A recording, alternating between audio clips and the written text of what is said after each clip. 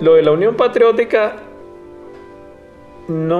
se explica es por sus resultados electorales, porque fue creado en la Uribe, no como una organización de las FARC, sino que las FARC proponen el surgimiento de un movimiento político al cual ellos pudieran llegar si se lograba la paz, pactar la paz con el gobierno de Belisario.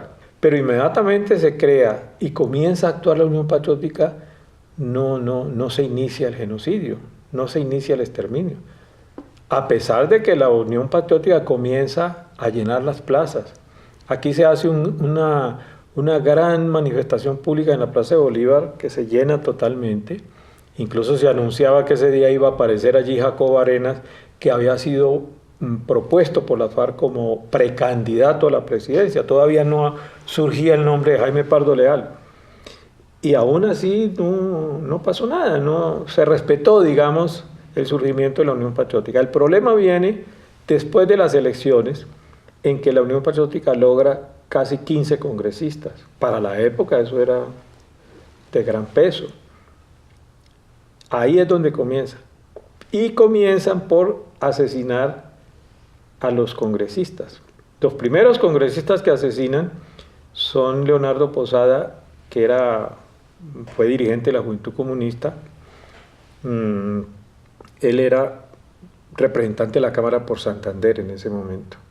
Y asesinan a un senador por el Meta, Pedronel Jiménez. Y ahí comienzan. Luego viene el asesinato de Jaime Pardo, que no era congresista, pero era el presidente de la Unión Patriótica y había sido su candidato presidencial con unos resultados que jamás un candidato de la izquierda había logrado. Entonces ahí es donde viene toda la ofensiva, no digo solo paramilitar, sino de todo ese entramado que yo menciono. Yo digo que más que los 14 o 15 congresistas que ha tenido la Unión Patriótica, es que logró consolidarse como una fuerza regional muy importante.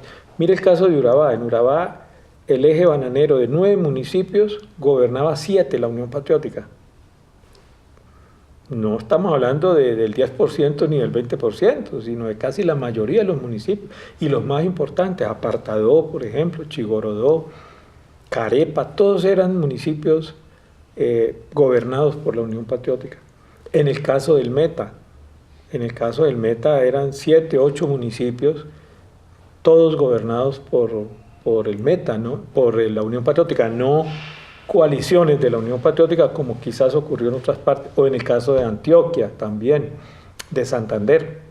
Entonces, los políticos regionales, los caciques regionales, más que los políticos, los caciques regionales, liberales, conservadores, vieron una amenaza y por eso vino la masacre de Segovia, que fue como una lección para el pueblo de Segovia por haber elegido a Rita Ivonne alcaldesa. Hubo sin duda la retaliación contra la Unión Patriótica y el Partido Comunista de los paramilitares, de Gacha y de los carteles de la droga, por sus problemas con las FARC, y creían que así era una manera de vengarse de ellos, ¿no? En Cali, por ejemplo, hubo un secuestro que entiendo que hicieron las FARC de un narcotraficante de Santa Cruz, y él se dedicó a secuestrar familiares de guerrilleros, en este caso las hermanas de Pablo Catatumbo, que eran militantes del Partido Comunista, y a algunos dirigentes del Partido Comunista, como una manera de presionar a las FARC para que liberaran a su familiar. Otro tanto ocurrió con el M-19, en el caso de la hermana de los Ochoa, también, que es cuando crean el MAS. Esa es una parte que explica el problema, ¿no? Sin duda que ahí hubo como una especie de retaliación por parte de los paramilitares para presionar a las FARC a que no se metiera con ellos, pues a que no les obstaculizara sus negocios y mucho menos que se metiera con sus familias. No solamente las FARC, sino en general las guerrillas. En el caso de la Unión Patriótica, yo creo que hay varias cosas. Hay una que fue la idea de que la Unión Patriótica era el brazo político de las FARC y por lo tanto había que acabarlas. Pero la otra también que creo que jugó un papel de mucho peso fue la acción, el entramado, digámoslo, el entramado entre paramilitares, políticos regionales de los partidos tradicionales, empresarios, ganaderos y todo, para evitar los triunfos de la Unión Patriótica en algunas regiones. Está el caso, por ejemplo, en Antioquia, el caso de Segovia, por el cual está condenado César Pérez García, por ejemplo. En la costa atlántica, sobre todo, en la parte del Cesar, Bolívar, Magdalena, ¿no? Eso fue realmente donde apareció la Unión Patriótica con fuerza y fueron aniquilados. Entonces no es tanto una retaliación, sino es el ejercicio de intolerancia de un Estado violento que se presta para eso. Y también la parte militar, el componente militar. Cuando vino el genocidio de la Unión Patriótica, pues hubo muertos de todas las generaciones. Pero digo que hubo algo muy calculado, que fue en ese tiempo golpear a la generación de cuadros jóvenes que estaban emergiendo y que pasaban de la Juventud Comunista al partido y al trabajo de la Unión Patriótica, y que fue liquidada, que fue mi generación. De eso sobrevivimos muy pocos, digo, en el partido, ¿no? Que fue la generación mía, de Jaime Caicedo. Yo recuerdo, por ejemplo, para esos años, nosotros hicimos una denuncia estamos hablando finales de los 80, comienzos de los 90, hicimos la denuncia de una red de ajusticiamiento que existía en la Quinta Brigada de Santander, de Bucaramanga, donde estaba al mando de esa red de ajusticiamiento de la Quinta Brigada, estaba un mayor, en ese entonces mayor, Jorge Humberto Plazas Acevedo. Nosotros lo denunciamos entre los gobiernos de César Gaviria y de Samper. Hicimos la denuncia, a este señor lo protegen los altos mandos militares, terminan trasladándolo a Urabá, al lado de Ritualejo del Río. Él estuvo allá todo el tiempo en que el señor Uribe Vélez fue gobernador de Antioquia, que fue el florecimiento del paramilitarismo allí, y el asesinato, el exterminio total de la Unión Patriótica y del Partido Comunista en Urabá, por ejemplo.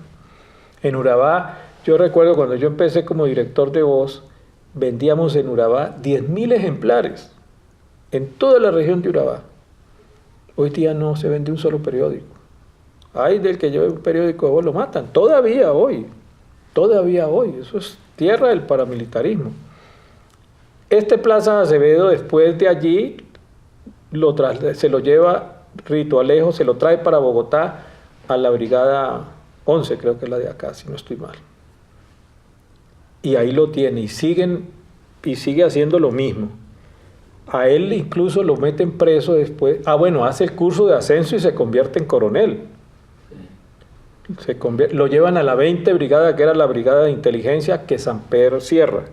Entonces vuelve otra vez a la Brigada 11. Allí lo capturan porque aparece vinculado en el secuestro de un japonés, de un industrial japonés que mataron en el secuestro. A él lo meten preso, después se escapa y ya se vincula directamente al paramilitarismo. Lo volvieron a capturar hace como 2 años, está preso en este momento. Y a nosotros incluso casi nos meten a la cárcel por haber denunciado a ese tipo. Hizo toda la carrera, lo ascendieron a coronel, hizo cualquier cantidad de daño, genocidio de la Unión Patriótica, asesinato de gente de la izquierda, de Aluchar, de esta organización que se llama Aluchar. Eso hizo cualquier cantidad de cosas ese señor. Solo lo meten preso cuando asesina a ese japonés y luego se huye y se vinculó directamente al paramilitarismo. Ese señor tiene muchos secretos sobre eso y sobre el genocidio de la Unión Patriótica, como este Narváez, el que fue subdirector del DAS en la época de Uribe, ¿no? Que regentaba una cátedra en los paramilitares que era matar comunista no es delito, se llamaba la asignatura en la escuela de los paramilitares. Entonces, aquí fíjese, es un entramado y hay varios factores, ¿no?, del paramilitarismo. Por eso es que el Estado tiene mucho que ver en esto, y una de las cosas que se ha resuelto en La Habana ahora es uno de los últimos acuerdos respecto del tema del paramilitarismo, es que tiene que ser clave aquí la ruptura entre toda complicidad de agentes del Estado con el paramilitarismo, y debe castigarse y debe perseguirse, no puede permitirse eso. Porque claro, el gobierno con el cuento de que hoy no hay paramilitares, el gobierno de Santos, habla de las BACRIM, ¿no? Pero que son brazos que vienen del paramilitarismo y sobre todo las mismas complicidades, las mismas relaciones con militares, con policías, con los políticos regionales. Colocaron gobernadores y colocaron alcaldes en las últimas elecciones. Entonces, me parece que eso cuenta, o sea, eso no se explica como lo hacen algunos historiadores, solamente por el tema de la combinación de la forma de lucha, que es lo que se les ha metido en la cabeza, o por los desafueros de la guerrilla. Dicen, entonces la guerrilla cometía delitos, estos se defendieron. El caso de Segovia yo creo que es ejemplarizante en eso, nos muestra cómo fue, porque en Segovia los políticos regionales son los caciques regionales encabezados por César Pérez, son los que dan la orden de acabar con los ciudadanos, pues ametrallarlos, pues, para darles una lección de que no podían volver a elegir a la UP. Ellos dan la orden, los paramilitares la ejecutan, el ejército y la policía desaparecen. El día de la masacre no estaban. Entonces, ahí es donde está ese es el entramado. El caso de Urabá, mire, el caso de Urabá es, el partido es el que comienza a entrar allí por razones de las empresas bananeras. El partido es una fuerza que manejaba en ese momento todo el sindicato bananero de Urabá, como el Magdalena, antes de que ingresaran las FARC allí. Después es que entran las FARC a la zona bananera. Entonces eran zonas comunistas, digamos, y donde también había la presencia de las FARC. Eso explica bastante el resultado. En otras también hubo alianzas que fueron muy críticas, no tanto de la guerrilla, fíjese en ese caso, sino eran críticas más del partido, de gente del partido, militantes nuestros, que hacían críticas a determinadas alianzas que hizo el partido. Por ejemplo, con López Gómez en Córdoba.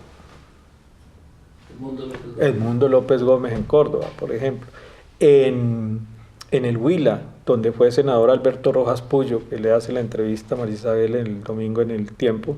Alberto fue de los que se fue del partido a raíz de la perestroika, pero en ese tiempo era un miembro del partido muy destacado. Fue senador del Huila por una alianza que se hizo allí con gente de derecha, además, no era gente de izquierda, pero era cierto pragmatismo que se daba en algunos sectores de la Unión Patriótica, incluyendo gente que provenía de la guerrilla a trabajar en la UP y que decían que eran alianzas necesarias para ganar, que al fin y al cabo en las elecciones lo que importaba era lograr senadores y representantes, no importaba bajo qué condiciones electorales. Las FARC eran Estado en las regiones, como la guerrilla, el ELN, el EPL, todos en sus regiones eran Estado. Todo lo resolvía. Mire, las FARC resolvía. Jacobo Arenas tenía una cosa que le gustaba. Él decía, a mí me gusta mucho ejercer la función de sacerdote porque cazaban, y no a guerrilleros. Definían los líos de límites entre las disputas de finqueros allá en sus áreas. El finquero no iba a buscar a la autoridad judicial, sino iba a la guerrilla. Mire que él me corrió la cerca, que no sé qué. Y era el comandante guerrillero del frente el que definía, que decía, sí, usted tiene que volver a correr acá o no, así está bien. Definían todo. Del campesino que cogía golpes a la mujer iba y le daba la queja al jefe guerrillero. Todo, ellos definían todo. Eran realmente un Estado.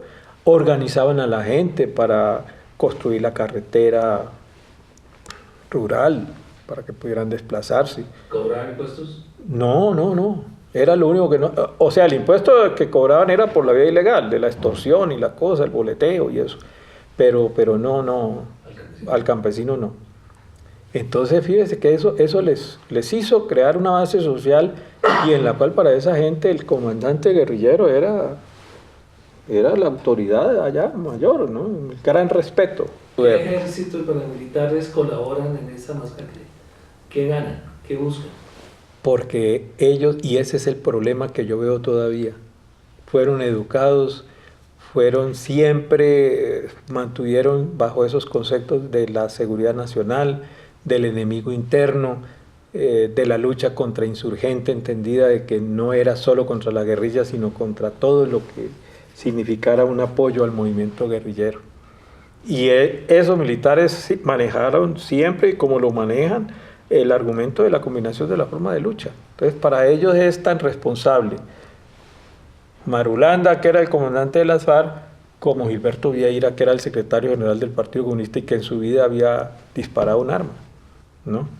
Porque es que, mira, ¿cómo aceptar que a la UP le acabaron por combinar la forma de lucha cuando a todos los asesinados, congresistas, dirigentes sindicales, populares, a sus jefes, a todos los matan no en un campo de combate, ni armados, sino asesinados en la impunidad? Jaime Pardo Leal lo asesinan cerca de Mesitas del Colegio en una carretera, o a Manuel Cepeda lo asesinan aquí en la Avenida de las Américas cuando iba en su carro, o a Teófilo Borero, a cualquiera de ellos, a Leonardo Posada, o a Pedronel Jiménez lo asesinan recogiendo sus hijos en el colegio ahí en Villavicencio, ¿no? Y no armado. Entonces, ¿cuál combinación de la forma de lucha? Son asesinatos de gente inerme, desarmada.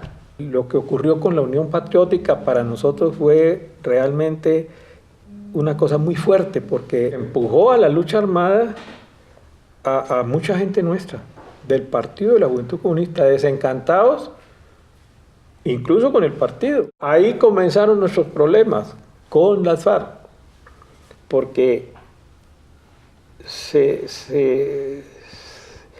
hace una discusión interna en el partido muy fuerte, que dura mucho tiempo, y es que un sector importante del partido y las FARC planteaban que el partido tenía que entrar a la clandestinidad para proteger a sus dirigentes y a sus militantes, y